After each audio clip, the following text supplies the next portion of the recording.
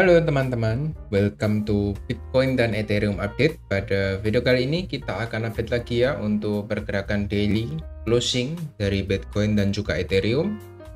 Pergerakannya gimana dan apakah minggu ini akan ada big move ya? Kita akan coba bahas semua dalam satu video ini ya.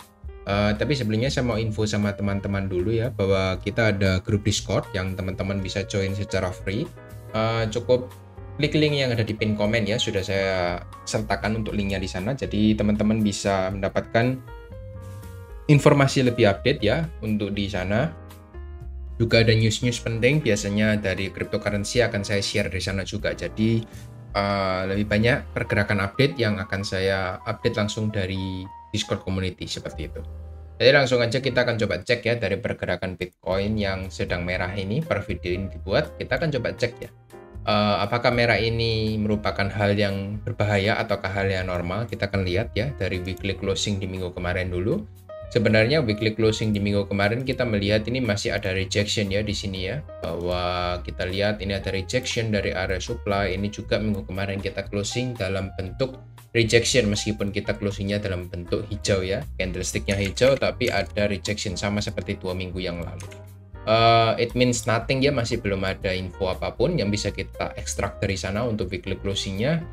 Cuma di sini yang bisa saya sampaikan sama teman-teman bahwa kita hanya bergerak dalam satu movement inside pair saja di sini ya, tidak bergerak ke atas maupun ke bawah. Jadi kita masih bermain dalam range konsolidasi yang cukup panjang. Mungkin sebelum breakout dia harus konsolidasi dulu lumayan panjang seperti itu. Jadi harapan kita semoga di bulan ini, di bulan Juni ini kita segera akan ada big move ya. Jadi kita bisa langsung mendapatkan kejelasan, tidak dibawa sideways yang berkepanjangan seperti itu. Untuk monthly close kita masih cukup jauh, jadi nggak banyak yang akan saya bahas dulu untuk monthly-nya. Kita cuma lihat untuk di daily-nya dulu ya. Kita sebenarnya akan ada news ya di hari Rabu, Kamis, Jumat. Itu ada news penting ya yang perlu kita perhatikan sama-sama. Akan ada core CPI atau inflasi yang akan dirilis, lalu ada FOMC kalau nggak salah ya di hari, jadi di Rabu malam itu kita jam 7.30 malam nanti akan ada CPI ya besok, lalu dilanjutkan di hari Kamis subuh atau jam 1 pagi itu mungkin ada FOMC meeting ya kayaknya ya. Jadi FOMC atau interest rate decision ya, saya lupa antara dua itu, tapi itu merupakan hal yang penting yang bisa membuat market itu akan bergejolak. Jadi teman-teman perlu perhatikan sama-sama apakah nanti hasil dari news yang akan terjadi itu akan membuat market itu turun atau naik. Teman-teman harus bisa pantau juga nanti. Jadi jangan banyak ambil trade dulu saran saya, terutama di future ya. Kalau di spot sih it's okay ya, nggak masalah, tapi kalau di future better dihindari dulu. Di sini yang bisa saya sampaikan sama teman-teman untuk daily-nya ya, kita masih bergerak dalam satu range area yang sangat besar ya, between 71.500 sampai 66.000. Ini merupakan satu range konsolidasi ya yang sangat besar yang di weekly time frame kemarin sudah kita, yang weekly tadi ya sudah kita bahas sama-sama seperti itu. Jadi cukup membosankan meskipun sekarang ini kita lihat ini ada turun sekitar minus 2% ya di sini, minus 2,5 dan Ethereum minus 3%, tapi menurut saya sih nggak terlalu banyak pengaruh. Untuk Bitcoin sih masih ya di situ-situ aja, belum banyak pergerakan juga. Di sini kita lihat juga ada pattern reversal ya, inverse head and shoulder. Kita bisa lihat biasanya pattern-pattern ini pattern-pattern reversal ke atas gitu ya. Kita lihat momennya dia turun, lalu dia berkonsolidasi, sekarang sedang building up lagi untuk kembali melanjutkan harganya seperti itu. Dari ETF flow sendiri kita lihat beberapa hari terakhir dari bulan Juni sih ada inflow yang sangat besar ya, 100, 800, 400, 200, 100. Hari ini minus ya kemarin di tanggal 10, tapi minusnya cuma 64, 65, jadi nggak pengaruh apapun ya dibandingkan inflow yang terjadi selama beberapa minggu kemarin seperti itu. Mungkin ini outflow ini ya karena memang market itu berhenti ya, investor dari ETF itu berhenti untuk akumulasi lagi, memang karena kita akan ada news yang besar itu tadi seperti yang saya jelaskan di hari Rabu, Kamis, Jumat. Jadi ya teman-teman juga bisa ambil posisi untuk berjaga-jaga dulu ya, untuk mengamankan modal dulu untuk saat ini. Jangan banyak ambil trade meskipun kita mungkin melihat banyak market sudah mulai bottoming ya, terutama dari altcoin juga ya. Nanti kita akan coba lihat untuk Ethereum-nya. Banyak yang sudah mulai bottoming saya lihat ya sepintas tadi, tapi jangan coba ambil trade dulu untuk saat ini sampai kita nanti mendapatkan arah direction yang cukup jelas ya, seperti itu. Itu aja sih dari Bitcoin-nya. Lalu dari dominance-nya saya ingin bahas ya bahwa kita kemarin punya area demand di sekitar 54-55. Ini sudah langsung ditembus ke atas, jadi demand terakhir yang bisa kita pantau itu sekitar di 56%. Kalau 56% ini akan dijebol ke atas lagi seperti ini, kurang begitu baik ya bagi altcoin. Mungkin money flow akan kembali lagi masuk ke Bitcoin dulu untuk saat ini gitu.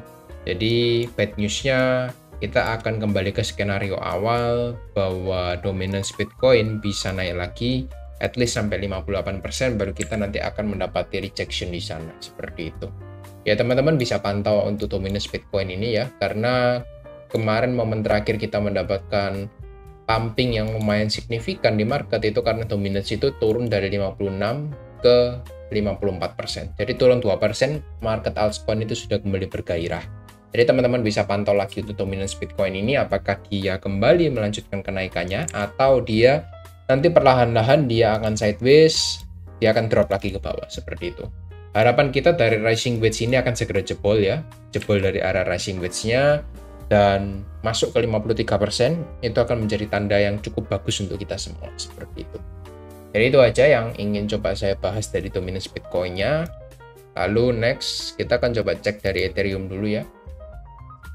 Di Ethereum ini pergerakannya lebih cukup melemah dibandingkan Bitcoin ya. Kalau kita coba buka di 1 jam time frame, di time frame kecilnya saja kita melihat di sini sudah mulai ada namanya bearish ya. Bearish di time frame kecil. Kita lihat lower high lower low ini sudah terjadi, harusnya dia nanti akan melanjutkan penurunannya seperti itu. Kalaupun nanti kita akan melihat ya Ethereum ini akan menguat, at least kita nanti akan melihat dia harus membentuk double bottom dulu sebelum dia melanjutkan kenaikannya. Mungkin nanti seperti ini skenario-nya. Jadi nggak langsung naik ke atas. Maybe kita akan melihat double bottom dulu ya. Ini bottom yang pertama. Mungkin nanti kita akan melihat bottom yang kedua akan juga terbentuk dalam beberapa waktu ke depan. Mungkin 1-2 hari dia akan membentuk double bottom, baru akan valid naik ke atas. Seperti ini teman-teman bisa lihat di momen-momen dia masih sideways kemarin ya. Kita membentuk triple bottom 1, 2, 3, baru pumping naik ke atas. Jadi biasanya market memang seperti itu. Di momen-momen konsolidasi membentuk box seperti ini momen-momen yang membosankan ya. Kita masih perlu bersabar momen-momen ini. Banyak choppy di market. Jadi target dari koreksi Ethereum sih kalau kita coba boleh tarik garis ya dari area low to high. Sebenarnya kita punya area resistance become support di sini. Nah, di sekitar 3.300 kita punya area support kuat juga di sana. Harapannya sih memang kita nggak drop sampai sana ya. Tapi kalau memang market harus turun ke sana, ya nanti kita coba antisipasi market akan drop dulu ke bawah. Mungkin hasil dari CPI itu nggak begitu bagus untuk market cryptocurrency ya. Mungkin hasilnya naik di luar ekspektasi karena kita punya ekspektasinya turun ya untuk inflasinya. Tapi mungkin ketika inflasi itu naik ya dan data itu kurang begitu baik, market itu menyambut dengan kurang antusias, mungkin market akan turun ke bawah seperti Ethereum dan juga Bitcoin. Jadi kita bisa pantau untuk antisipasi market itu kembali melanjutkan penurunannya untuk koreksi ke bawah seperti itu. Lalu dari Ethereum Bitcoin sih sebenarnya masih dalam satu range area falling wedge ya, saya melihat belum ada breakout ke atas. Tapi kita sudah melihat di weekly time frame for the first time dia berhasil terpantul lagi ya, for the second time ya, bukan for the first time. Kenapa? Di sini juga first time-nya dia berhasil terpantul, lalu dia gagal bertahan dan drop. Di momen yang kedua kita juga melihat dia mulai membentuk engulfing juga di sana di area support penting, tapi kita melihat ya, perlu lihat juga apakah koreksi di daily time frame ini bisa menahan harga untuk membentuk high low, akan melanjutkan kenaikannya, ataukah dia malah membentuk lower low lagi seperti itu. Jadi teman-teman bisa pantau untuk Ethereum Bitcoin ini, kita berharap sama-sama agar dia bisa breakout ya, clearly breakout ke atas, bukan hanya sekedar reversal kecil-kecilan saja seperti itu. Jadi itu aja yang bisa saya bahas ya. Untuk Ethereum-nya sendiri sih kita lihat untuk weekly-nya sudah cukup bagus. Cuma daily-nya sih kita memang dalam fase koreksinya aja gitu. Dari total 3-nya untuk teman-teman, memang kita sekarang ini dibilang kita bearish juga enggak ya, kita masih sideways konsolidasi. Tapi kalau ini kita mau adjust sih juga boleh ya, untuk trendline-nya mungkin seperti ini juga oke. Itu saya nggak terlalu masalah dengan area lower trendline-nya. Yang penting kita harus segera untuk reversal naik ke atas lagi, gitu untuk koreksi dari total 3-nya. Karena memang total 3-nya ini sedang koreksi ya. Lumayan kerasa kalau dari 714 ke 640 lagi, kita main-main di area perbatasan 640 miliar dolar, itu lumayan kerasa penurunannya ya. Jadi altcoin-nya ya kembali kena seret lagi gitu, terutama dari memang altcoin yang memang nggak begitu kuat untuk performanya seperti EIVO ini ya. Kita lihat dia malah membentuk lower low yang baru seperti itu. Kita lihat ini dia membentuk lower low yang baru. Semoga saja dia cuma fake out ya, lalu kita perlahan-lahan melihat dia membentuk double bottom di area supportnya seperti itu. Jadi itu aja ya yang bisa saya bahas untuk pergerakan dari Bitcoin dan juga Ethereum. Mungkin nanti next video kita akan bahas sama-sama untuk kapan alt season itu akan terjadi. Nanti akan coba saya bahas dalam satu video berikutnya seperti itu. Thank you semua dan see you on next video. Bye bye.